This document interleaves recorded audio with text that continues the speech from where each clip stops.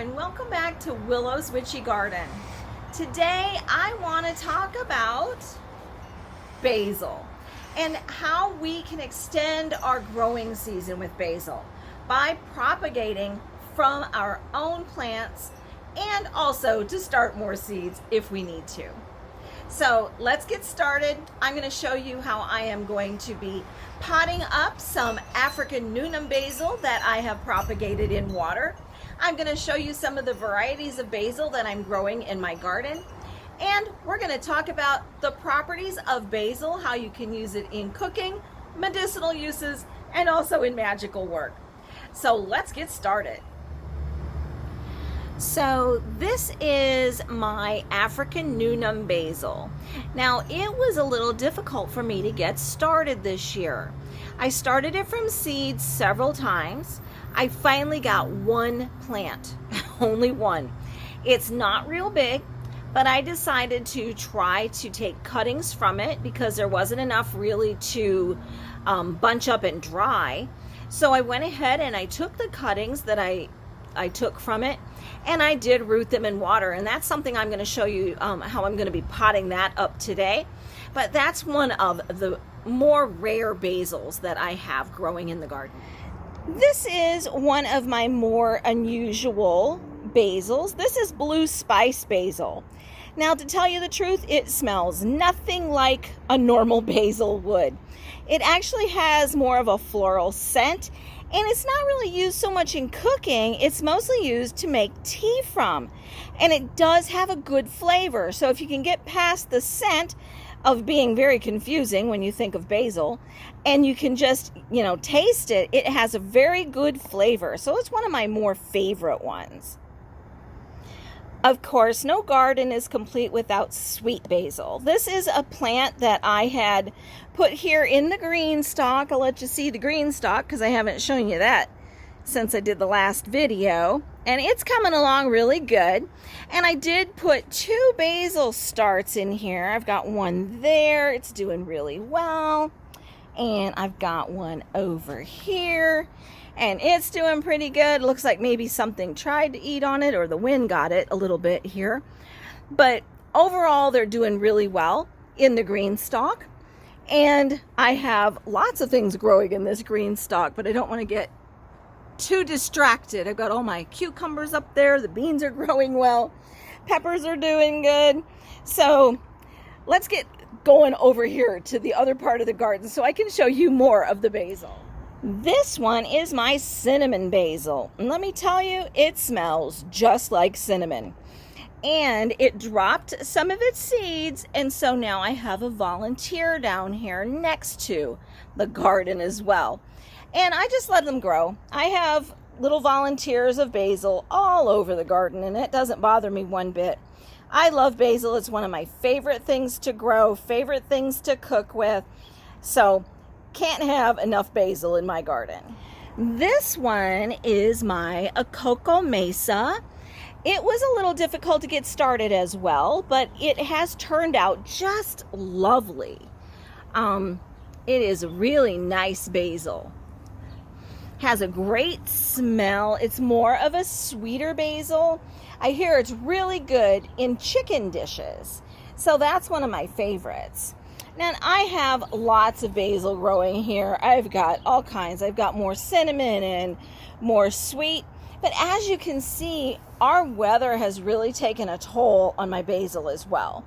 So that's why I'm going to be propagating more and why I keep starting more basil. This is one of my favorite basils. This is my cardinal basil, and I grow lots of that here in the garden. So I'm going to take you over to show you some of the others. I have cardinal basil here, and we have dragonflies today, lots of them again. Let's see if we can get a picture of him. They're so pretty. I love them. They remind me of fairies. But I have lots of the cardinal basil. Now, the cardinal basil was planted in here where I had all those peppers die, but it did not die. For some reason, the basil kept on going. I did not get any kind of wilt or anything from it. and I have so much of the cardinal basil growing here. I absolutely love it. And cardinal basil, I feel, is probably one of the hardiest basils you can grow. They have, let's see if I can show you, they have very thick stems. And that's the other thing that I like about this. It is hardy, it stands up to wind, and it also stands up to storms. It doesn't seem to have a lot of disease issues. I don't see a lot of yellowing on the cardinal basil like I do on some of the other ones.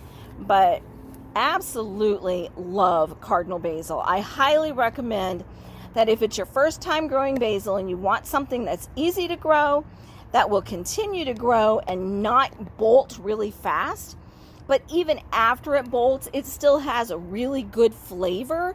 So it doesn't matter if you let it go to flower or not. First off, the bees are going to love it.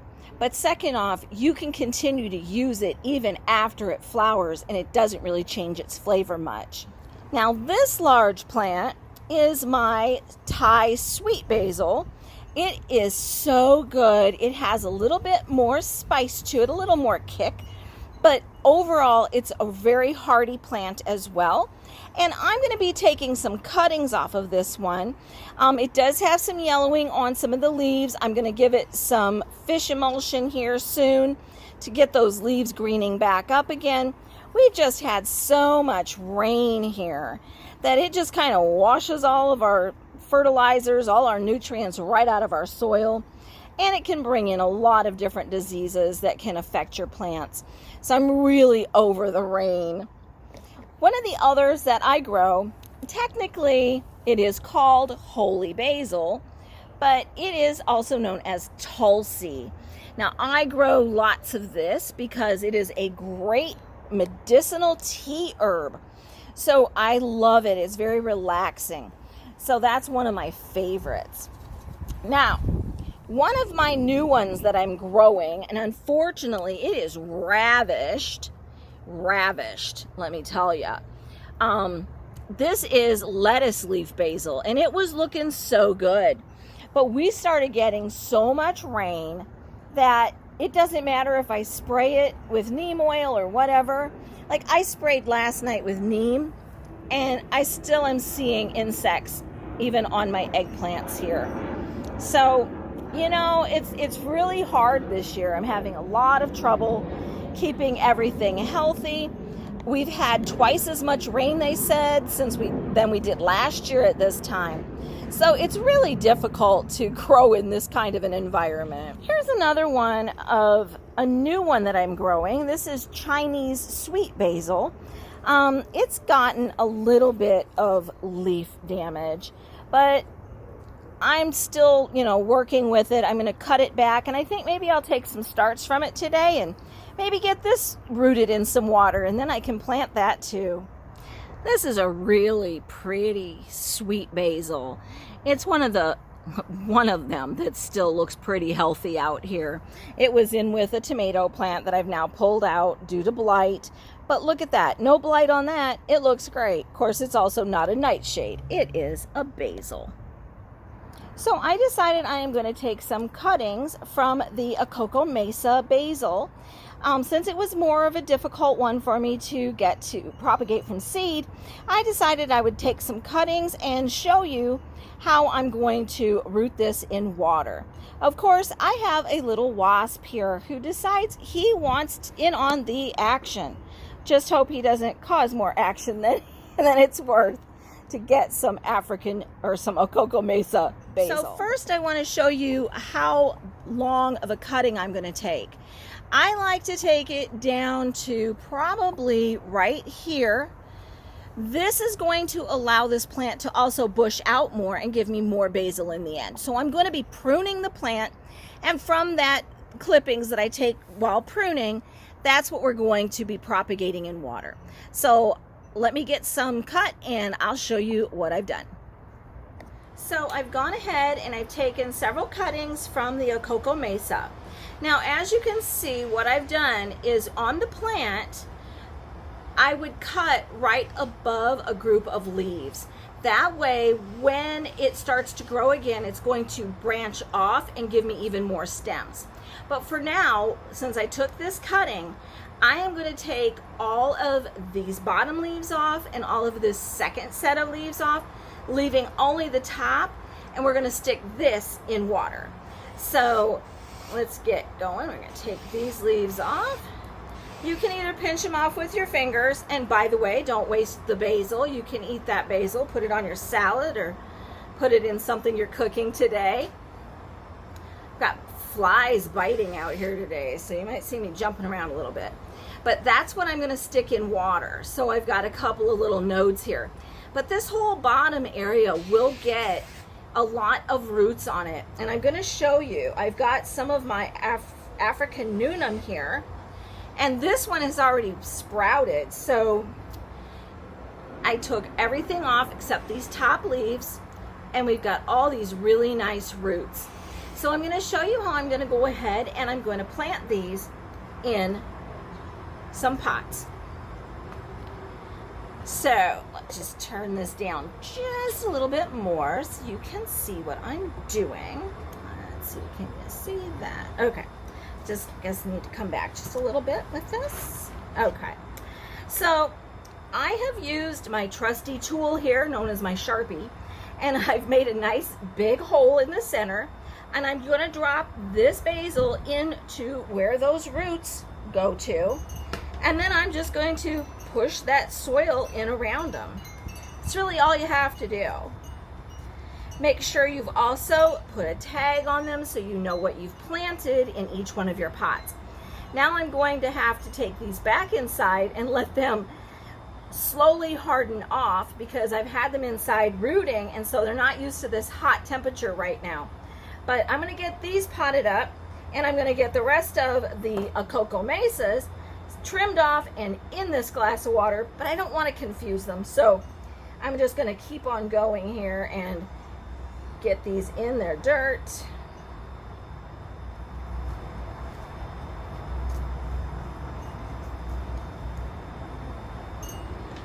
I didn't even realize I had 7 of these already to go into soil, so oh, that hole's not quite big enough. All right. I love how the roots will go all the way up the stem, and that's going to give a really nice root system when they start to grow out and get into this dirt. I am using a potting mix. I'm using Kellogg's potting mix, and it's organic. I picked that up at Home Depot if you're curious to where you can find it.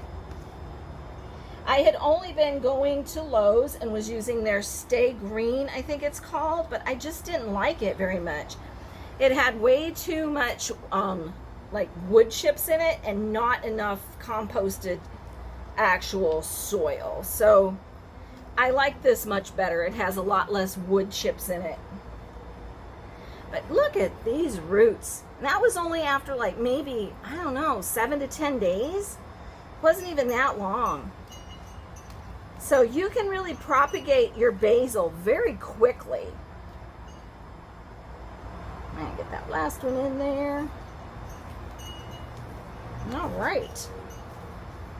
And now, got a leaf in here. All right. So I'm going to put this one in here before it starts to wilt and get the rest of these trimmed up.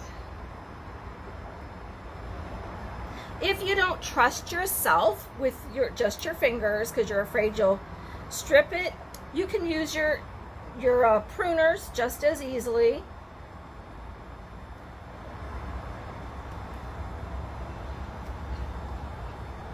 Because my hands are a little dirty from planting those, I don't want to get these all dirty, so I guess I'm just going to use my trimmers here, my pruners, and get these in the water.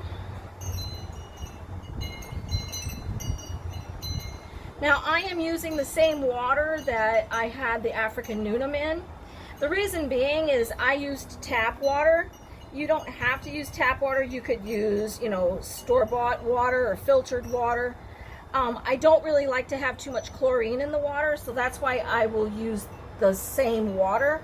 the chlorine has had a chance to evaporate out of it, I will go ahead and fill up buckets even outside, so I can water my green stalk and other pots.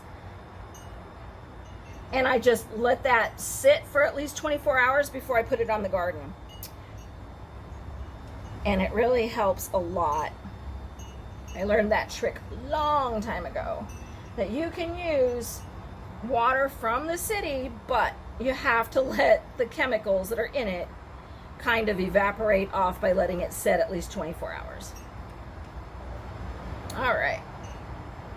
And I'm probably going to top this off a little bit because it doesn't have quite enough water in it. Now, another thing that you can add to the water is rooting hormone. There's powder that you can get, and it's just rooting hormone. Some people just will wet the stem, dip it in the rooting hormone, and stick it right in the dirt, and that works too. It's just, for me, I like this method. It just seems to work fairly easy, and I can see when my roots are there and ready to be planted. So that's what I wanted to show you today. Well, I hope you enjoyed the video today. I hope you got something out of it. I hope you learned how you can propagate your own basil to have a continual harvest. I know that it's not always easy to propagate or to start from seed some of these more rare basils. Like for me, I only got one of the African Newnham basils actually out of all the seeds that I planted. And so now I have 7 more plants, all because I took cuttings and I started them in water. And I hope that you'll do the same. If you're having trouble and you only get one plant, take cuttings from it and start more. That way you know you'll have extras. But that way you'll also be able to grow it year-round. And as some of your basil turns to flowering and it changes the flavor and it gets a little bitter, and maybe you don't want to eat that, you'll have new plants started. And that's why succession planting or taking propagated cuttings and continuing that way is the best route to have continual basil. There's so much to learn about basil. It does have wonderful properties. It's antibacterial for one.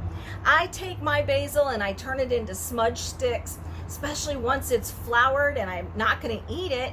I will take bunches of it and dry it in a bundle, and then I can light it on fire and smudge my house with it. Basil's wonderful as protection, but it also can bring in money and abundance. So I love that too. But it's also, like I said, antibacterial. So it clears the air, and it clears the air of negative energies as well if you're going to smudge with it. But you can drink it as a tea.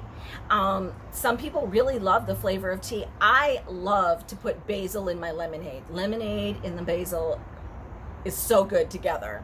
But cooking with it is just one of the many uses of basil. And so I hope you've learned a lot of things. I hope you'll do some more research about basil, and I hope you'll make this as one of your #1 herbs to grow every year. It's one of the easiest. I think every new gardener should try it. I used to grow so much of it, I think people started calling me the basil lady, because I was giving so many cuttings, so many started plants to all of my friends. And I still do today. I still have friends come over and go, "Can I get some basil? I'm making a salad tonight." Sure, come on over. I'll be at the grocery store, but I love to give away basil. I have so much. It's in abundance right now.